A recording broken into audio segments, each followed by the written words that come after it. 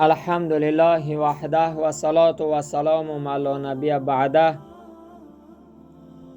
اما بعد امروز هم که باشد خصوصا در اطراف افطار که قریب در دهه آخر ماه بزرگ شریف رمضان قرار داریم، کمی درباره افطار که امروز اکثر مسلمان ها او را انجام میدهند کمی به شما صحبت داشته باشیم. اصلا صدقه کردن در ماه شریف رمضان بسیار ثواب زیاد دارد، به خاطر که پیامبر گرامی اسلام صلی الله علیه و سلم در ماه شریف رمضان بسیار سخاوتمند با دستی سخی داشت، بسیار خیر صدقات میکرد. لکن اینجا یک مسئله مهمی است که امروز اکثر مسلمان ها در این به خطاگی راه میدهند، این است که در همین ماه شریف رمضان در دهه آخر افطارها زیاد می شود و اسراف کاری را بسیار میکنند بسیار مردم. مثلا بعضی انسان هایی هستند که بر ضمن اینه که میدوند که اون یک شخص طعام کرده است، باز در برابر طعام او ایرم طعام میکند، طعام او زیادی میکند، همش کم میکنند، اسراف میشن. و بسیار مسلمان هایی هستند، همسایه هاش هستند که کمبغل هستند، فقیر هستند.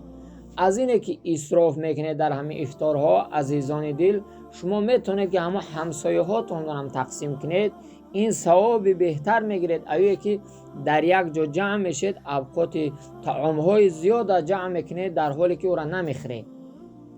الله متعال خود در قرآن عظیم شان و من و شما در سوره اعراف چی میگوید؟ استعیذ بالله، کلوا و اشربوا ولا تسرفوا انه لا يحب المسرفین.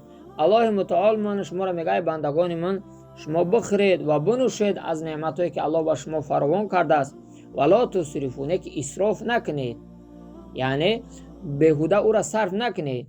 انه لا يحب المسرفین، بدرسی که الله متعال آدمان اسرافکار دوست نمیدارد. الله متعال آدمان اسرافکار چکار نمیکنه؟ دوست نمیدارد. به همین خاطر عزیزان دل هر چیزی را که ما صدقات میکنیم، نماز میخونیم، زکات میدهیم، حج میکنیم، هر عملی را که میکنیم ما باید طبق شریعتی که الله پیغمبر گفته است همون تکنیم. و امروز افطار هم باید ما طریقی کنیم که پیامبر خدا صلی الله علیه و سلم من شما را چیکار کرده است؟ امر کرده است. به خاطر که امروز اکثریت من و شما در هم افطارهامو اسراف زیاد می شود.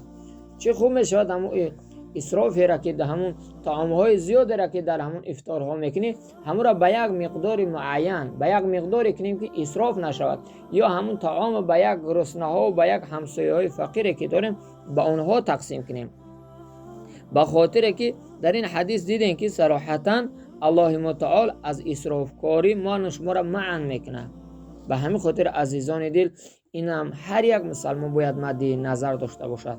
الله متعال همه من شما را از اسراف کاری نگه بدارد. آمین.